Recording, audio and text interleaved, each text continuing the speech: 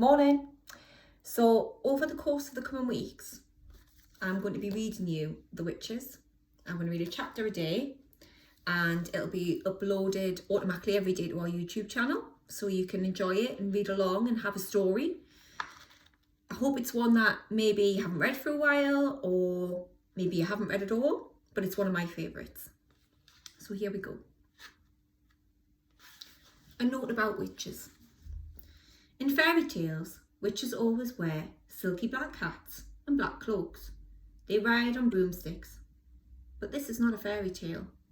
This is about real witches.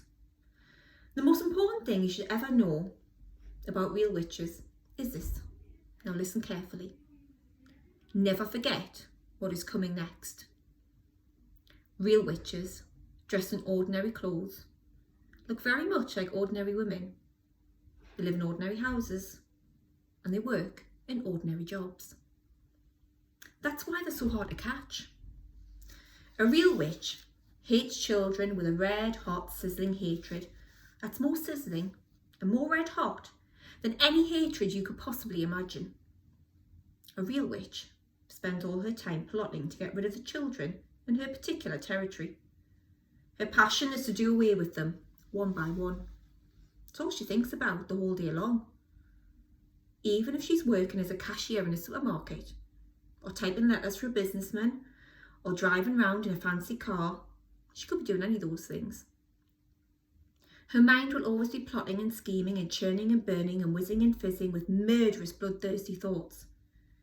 Which child, she says to herself all day long, exactly which child should I choose for my squelching?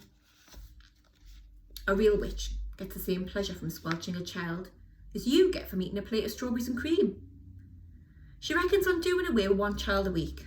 Anything less than that and she becomes grumpy. One child a week is 52 a year. Squish them, squiggle them and make them disappear. That's the motto of witches. Very carefully a victim is chosen. Then the witch stalks the wretched child like a hunter stalking a little bird in the forest. She treads softly. She moves quietly. She gets closer and closer. Then at last, when everything is ready, whoosh, she swoops in, sparks fly, flames leap, oil boils, rats howl, skin shrivels, and the child disappears. A witch, you must understand, does not knock children on the head with sticks or knives or shoot them with a pistol. People who do those kinds of things are arrested by the police, but a witch is never caught. Don't forget that she's got magic in her fingers and devilry in her blood. She'll make stones jump about like frogs. She can make tongues of flame go flicking across the surface of water. These magic powers are very frightening. Luckily, there are not a great number of real witches in the world today, but there are still quite enough to make you nervous. In England, there are probably 100 of them altogether. Some countries have more. Others, not quite so many.